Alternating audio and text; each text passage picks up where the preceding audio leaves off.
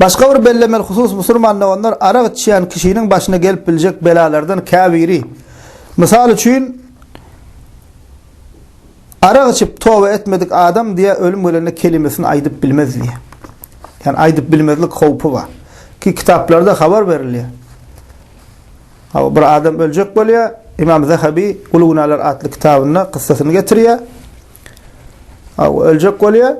Ölüm düşeğine yatıyor.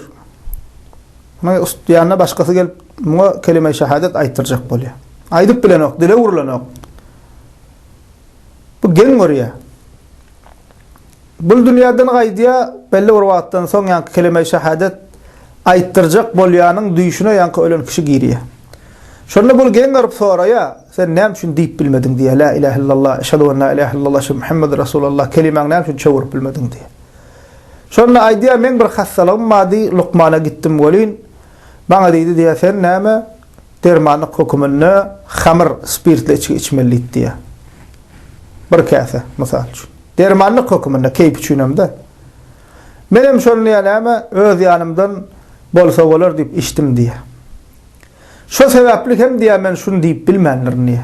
Şey deyip neme düşüne girip şunu şuna düşüne şuna alakka neme şeyle düş koruyor. O İmam Zahabi şunu Ulugunalar kitabında getiriyor. Fikirlenin İmam Zahabi hem şu tayda diye. Dermanlık hukumuna içenin günü şu olsa keyfine içeyenle gününe hilek bolurka. Şöyle Peygamber habis diptir de ummul habais diptir. Necis zat, ervet zat diptir. Senem o la ilahe illallah Muhammedur Resulullah diyen dilin bilen Allah'ını zikretmeli dilin bilen 5 vakit namaz okuyup Allah'ın kelamını okumalı dilin bilen haram içiyen. Allah sana dil nimetini veriptir, ağız nimetini veriptir. Sen şunun pek zatlar iymeli. Allah'ın zikir etmeli. Ama sen şöyle pek ağzını neyme koyupsun sen o karnına, o diline, o dodun, o haram zadi degiripsin. Habis zadi degiripsin sen. O şul adamlara ölüm düşeğindeki kelimesini çevirmezlik, aydıp bilmezlik korku var. İkincisi Müslümanlar onlar yine kitaplarda haber verili arak içip tövbe etmen ölen kişilerin cahilinden son şeyli hadiseler bolan kabr açılarına kıbladan yüzünün öğürleneni görüyorlar. Müslümanlar cahilinden yüzü kıbla öğürüp cahileniyor. Şu arak içip tövbe etmen ölen kişilerin sonradan bir say sebepten kabrlar açılarına yüzünün kıbladan öğürleneni tersine öğürüp yatanlarını görüyorlar. Şurada neymiş şular için maskaraçılık. Başka bir yine başına gelip bilecek belalardan, maskaraçılıklardan, biyavraylıklardan biri arak içip otururka serhoşka ölümün gelmegi. Arak kıl saçağın başında kanayama ölümün gelmegi. Şu maskaraçılığına. Ki kan eştiliyen ama serhoşka içkilika ölüptür. Maskaraçılık Müslüman adam kelimesini getirip ölümün neyme ölümün kovu olsa kovu. Adamın sonu kovu olmalı. Güzel ölüm olsa kovu. Emma şul adamın şeyde maskara olup ölmekliği kovulun alamatı değil. O şu içki içen adama şu kovpam gelip bilecek, başına gelip bilecek kovplardan yine biri.